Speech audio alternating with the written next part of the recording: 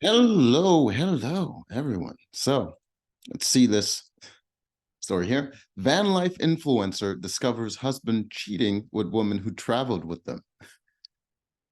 Why is there a woman traveling with you? And a popular van life influencer has revealed how she discovered her husband of 9 years was cheating on her with a woman who lived in a bus and traveled around with them for months. Where was he doing this cheating? In the bus? Where were you? Married couple Will Watson and Christine Batikiffer, I guess she didn't take his last name, were among the most well-known van life influencers who traveled the U.S. exploring the country while apparently living in an idyllic lifestyle. But the couple disappeared from the internet in July 2022. Now a year on from the disappearance, Kristen, 32, has revealed what led to the darlings of the van life world splitting up in an interview with fellow van life influencer Kelsey on her YouTube, blah, blah, blah. Her and her now ex-husband Will had been traveling with another couple, okay, who lived in a bus. She explained, we were together for 3 months, and 2.5 of those months, my ex-partner and the wife of that bus had an affair, and then they had it for a year behind my back. Wow.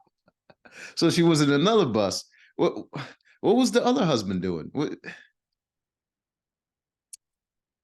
Very interesting development. Uh, the previously happy Will and Kristen, originally from Jacksonville, Florida, gave up their 3-bedroom rental home for a life of adventure. In 2019, they sold 95% of what they owned and bought a 1992 retired Air Force bus.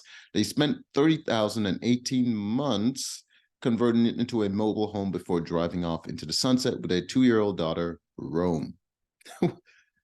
That's an interesting name considering what they're doing.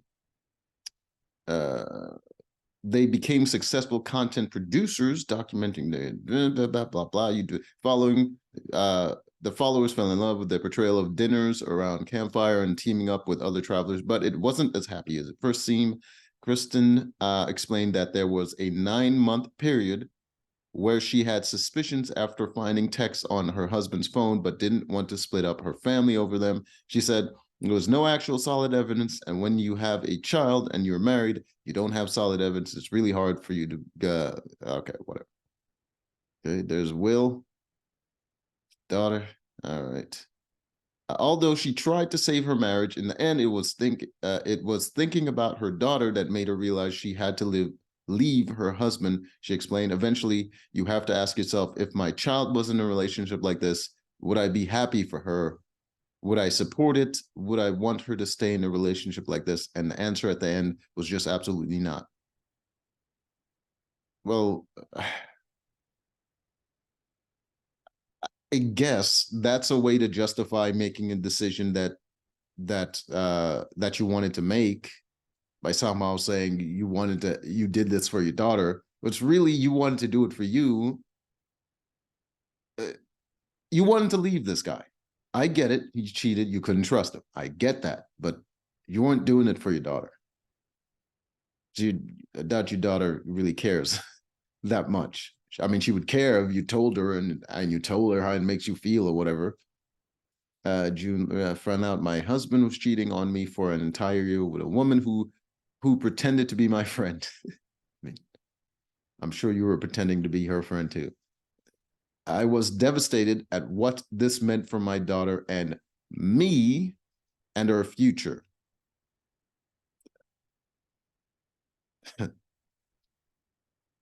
I packed up our stuff, not really sure where we were going, but that just seems like poor decision making. Because your feelings, you're just gonna like put your daughter in a situation you don't even know where you're going, and it like seems a little rash. And that man should have fought harder to keep his daughter. But he seems like a selfish kind of person, so maybe maybe he's just as irresponsible as you. Her divorce was finalized in February, and she now splits custody of her daughter with Will. According to Kristen, Will is now dating his former mistress. Yeah. Kristen has moved into a commune in Florida with friends and their children.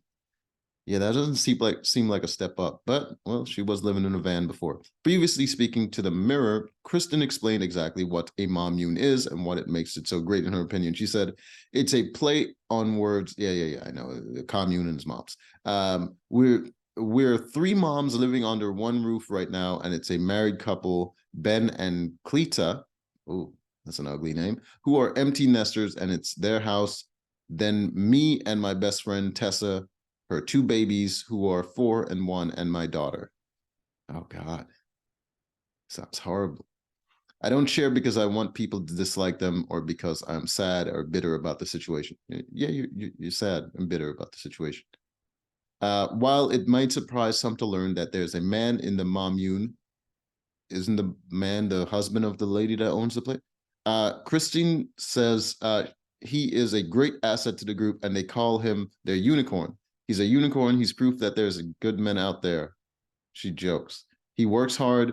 He helps his wife with anything she asks him, and the kids love him. And after coming out of two relationships that weren't the best, it's good for us to see him and his wife. They've been married for 27 years now and together for almost 30. It's proof that it can happen. Okay. Well, good on you, sweetheart. Hopefully this is an improvement on your situation. I don't know. I don't know about a commune. That sounds like a horrible life to me, but hey, not a mom. So till next time.